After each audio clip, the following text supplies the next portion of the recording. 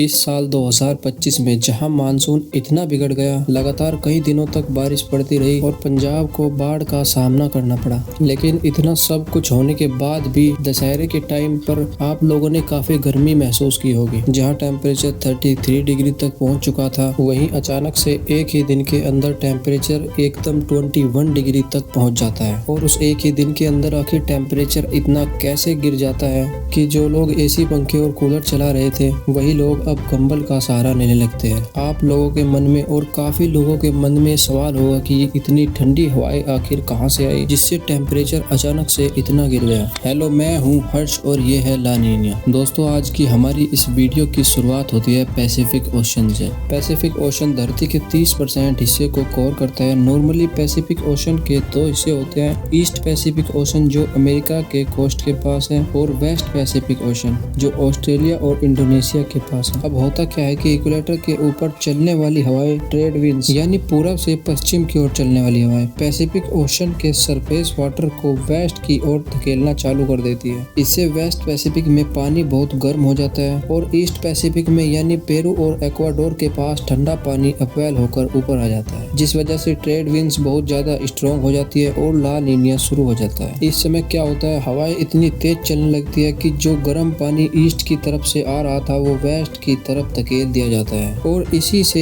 East Pacific में cold water बहुत तेजी से ऊपर उठता चला जाता है। रिजल्ट के तौर पर ईस्ट पैसिफिक में सी सरफेस टेम्परेचर नॉर्मल से 2 या 3 डिग्री ठंडा हो जाता है, यानी पैसिफिक ओशन के सेंट्रल और ईस्टर्न हिस्से में एबनॉर्मल कोल्ड वाटर फैल जाता है और यही फेनोमेन कहलाती है ला नीना। दोस्तों, देखा जाए तो ला नीना बेसिकली एल नीनो का उल्टा रूप होता है। जहाँ एल नीनो में गर्म पानी ईस्ट पैसिफिक की तरफ बढ़ता है, वही ला नीना में ठंडा पानी ईस्ट पैसिफिक में और ज्यादा फैल जाता है। अब कुछ लोग एल नीनो में उलझ गए होंगे, इसके लिए मैं कोई छोटी सी वीडियो किसी और दिन बना दूंगा। अब जरा इससे पड़ने वाले इम्पैक्ट चेन रिएक्शन को समझते हैं। जब पैसिफिक ओशन का टेम्परेचर बढ़ता है तो एटमॉस्फेयर का प्रेशर सिस्टम भी बदल जाता है। इसको कहते हैं साउथर्न ऑक्सीलेशन और दोनों को मिलाकर बनते हैं एल नीनो साउथर्न ऑक्सीलेशन यानी कि ENSO सिस्टम। दोस्तों, ला नीनिया का सबसे ज्यादा असर देखा जाता है नॉर्थ एंड साउथ अमेरिका पर। जहां नॉर्थ अमेरिका में टेम्परेचर हद से ज्यादा लगभग -60 डिग्री तक गिर जाता है, वहीं साउथ अमेरिका में बारिश न होने की वजह से सूखा पड़ जाता है। अब कुछ लोगों के मन में सवाल होगा कि कैसे। तो जब अपवेलिंग होती है यानी ठंडा डीप वाटर ऊपर उठने लगता है, इस ठंडे पानी से वहाँ की हवा और भी ज्यादा ठंडी होने लगती है। नतीजा नॉर्थ यूनाइटेड स्टेट और कनाडा की तरफ की कोल्ड आर्कटिक एयर नीचे आने लगती है। मतलब नॉर्थ अमेरिका में ठंडी हवाएं, बर्फीले तूफान और फ्रीजिंग विंटर ज्यादा बढ़ जाती है। अब बात करते हैं साउथ अमेरिका की। जब ईस्ट पैसिफिक में पानी ठंडा हो जाता है तो वहाँ से इवेपोरेशन कम होता है। इवेपोरेशन कम मतलब बारिश कम,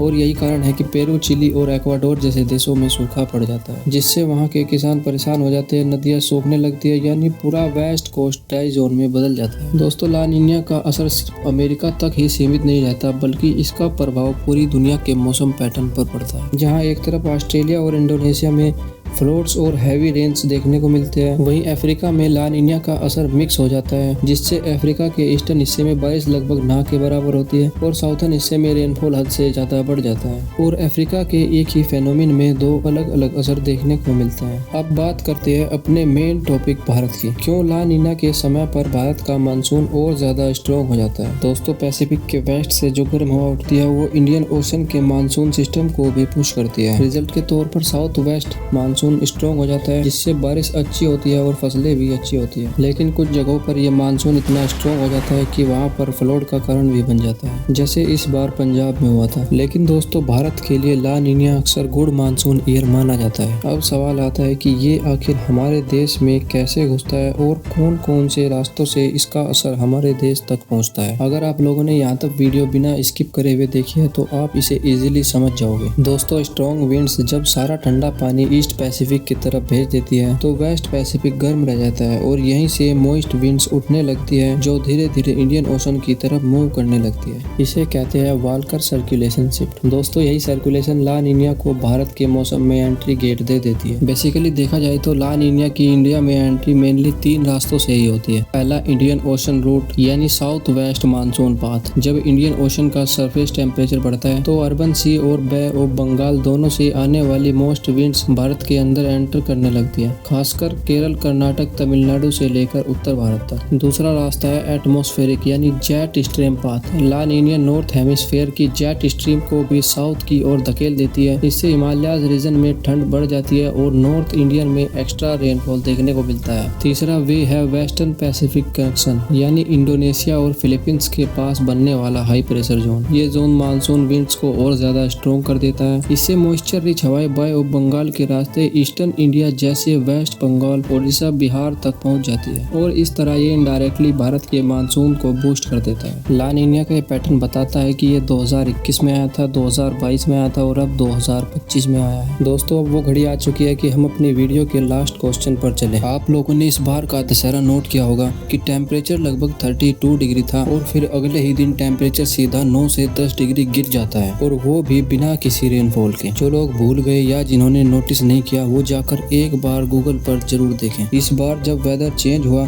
तो कोई नॉर्मल वेदर चेंज नहीं था, बल्कि ये भी ला नीनिया इफेक्ट का ही रियल इम्पैक्ट था। दोस्तों जैसे मैंने स्टार्टिंग में ही बताया था, जब ला नीनिया आता है तो वो पूरी पृथ्वी पर इम्पैक्ट डालता है। जब ला नीनिया एक्टिव हुआ तो पैसिफिक ओशियन के वेस्ट साइड से यानी ऑस्ट्रेलिया और इंडोनेशिया के पास का पानी ज्यादा ठंडा और डेंस हो गया। इससे हवाओं का पूरा पैटर्न बदलने लगा और ये हवाएं कोल्ड एयर करंट को एशिया के हिस्सों में भेजने लगी। अब होता क्या है कि ये ठंडी हवाएं अर्बन सी और बे ऑफ बंगाल से होते हुए भारत के नॉर्थर्न और सेंट्रल हिस्से में पहुंच जाती है। फिर अचानक एक ही दिन में जैसे लो प्रेशर सिस्टम बदलते हैं, ठीक वैसे ही तापमान ड्रॉप हो जाता है और टेम्परेचर लगभग 8 से 9 डिग्री गिर जाता है। रिजल्ट के तौर पर दोपहर के टाइम पर ही दिल्ली, उत्तर प्रदेश, राजस्थान, मध्य प्रदेश और बिहार जैसे राज्यों में लोगों ने सर्दी की शुरुआत को महसूस करना शुरू कर दिया और रात होते होते टेम्परेचर इतना ठंडा हो गया कि लोगों को कंबल का सहारा लेना पड़ा। दोस्तों आज की ये वीडियो यहीं पर एंड होती है और अगर आपको ला नीनिया समझ में आ गया हो तो कमेंट में जरूर लिखें। वीडियो में कॉन्सेप्ट का कोई पार्ट मिसिंग हो तो भी कमेंट करें। वीडियो पर अपना एक प्यारा सा लाइक दें और चैनल को सब्सक्राइब करें।